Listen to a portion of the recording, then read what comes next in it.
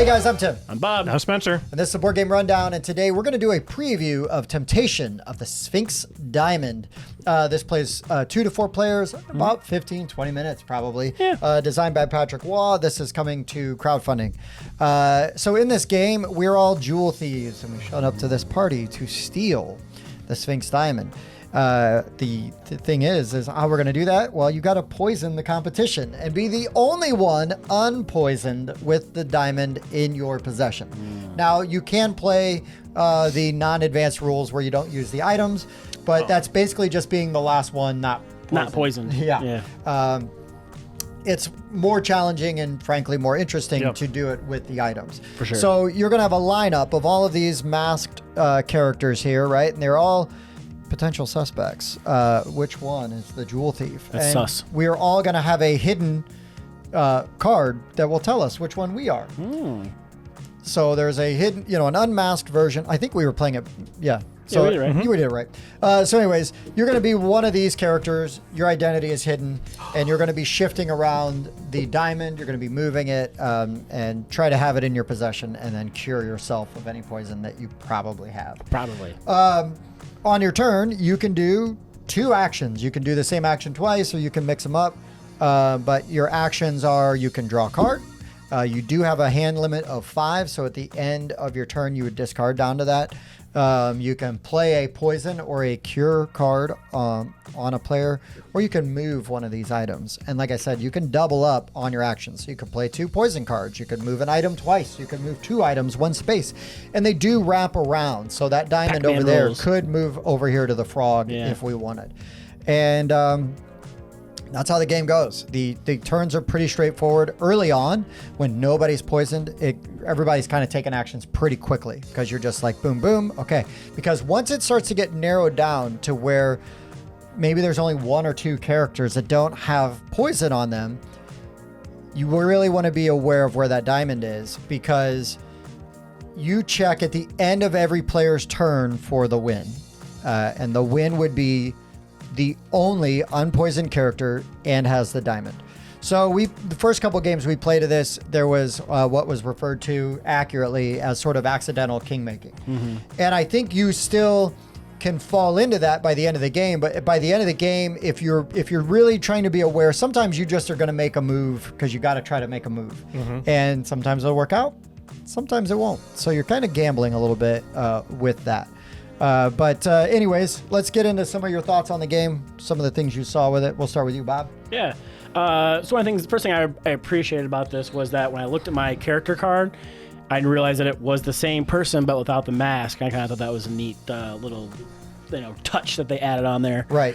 I do like that you have to figure that strategy out because you don't want to do the accidental key makings. That happens super fast the first couple times we played.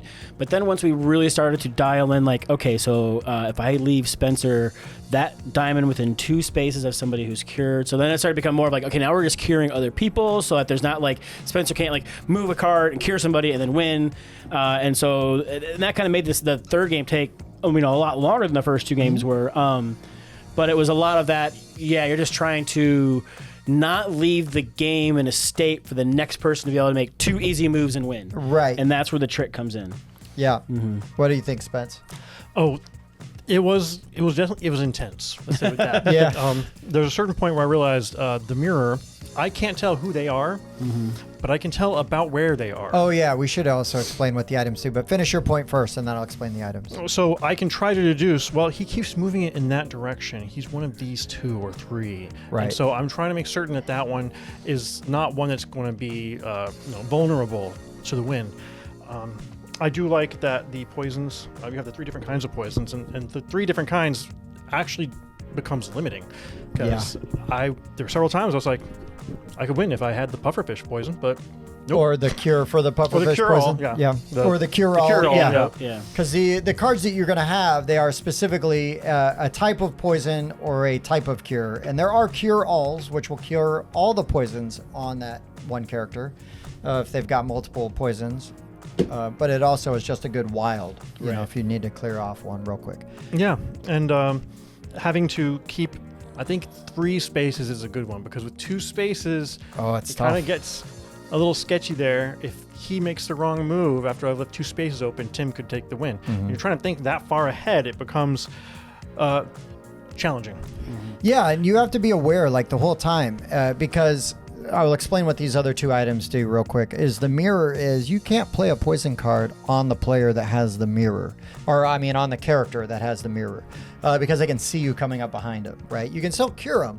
So if you want to defend a character, getting the mirror on that character is a good way to do it, at least for a little bit, because somebody can always take one action, move the mirror, and then play a poison. But you're basically making them do their whole turn to poison that character.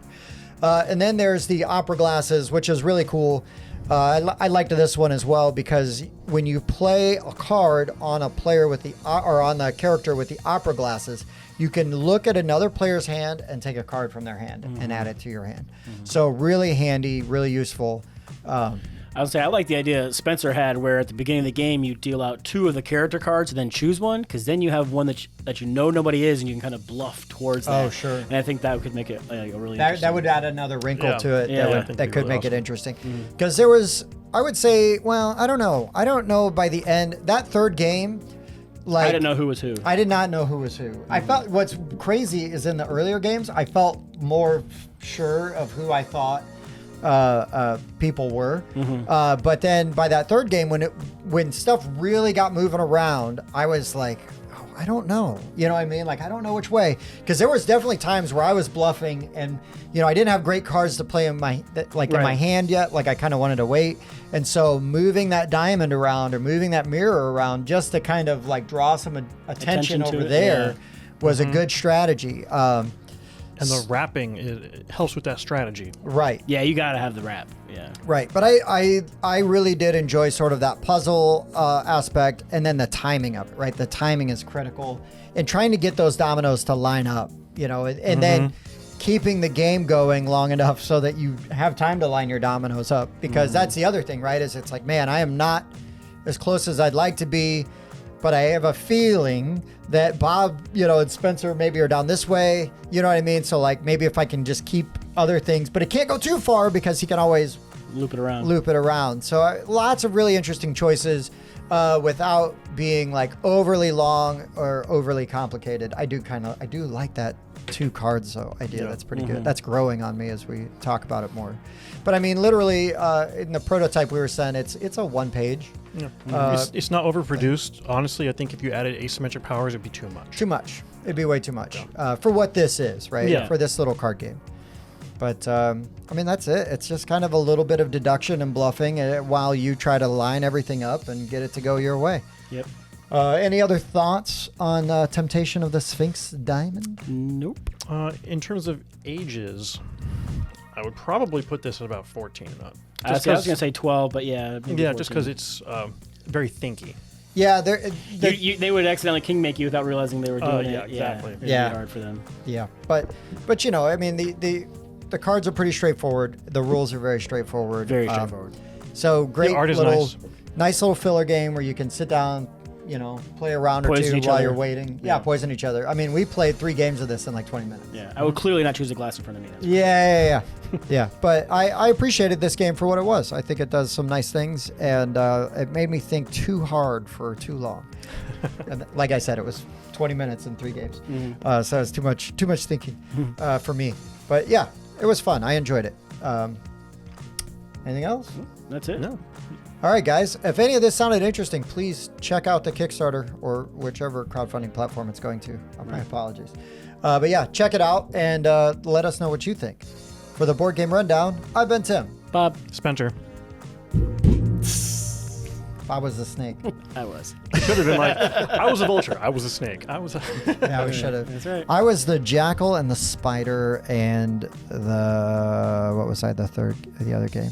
I'm a The cat. snake. I was the cat. Oh, you were the cat? I'm a snake. I I got the thought vulture you were twice. one of these Literally, two. the first 2 games I was a vulture, then the last one. Which ones were you? I was first the falcon. Yep. Then I was the spider. And then I was a vulture. Yeah. There you go. Don't be the vulture. He loses every time. Wah, Apparently. wah. Thanks for watching.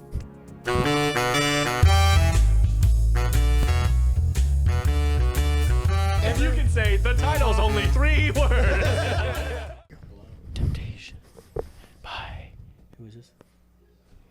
Patrick Waugh. By Rainleaf Patrick Waugh. Games. No, I wanted to know the guy's name. Patrick Waugh. Temptations by Patrick Waugh. Or if The you new play fragrance. Orcs, it's Temptations by Patrick Waugh. I like to sprinkle a little bit on my whoa.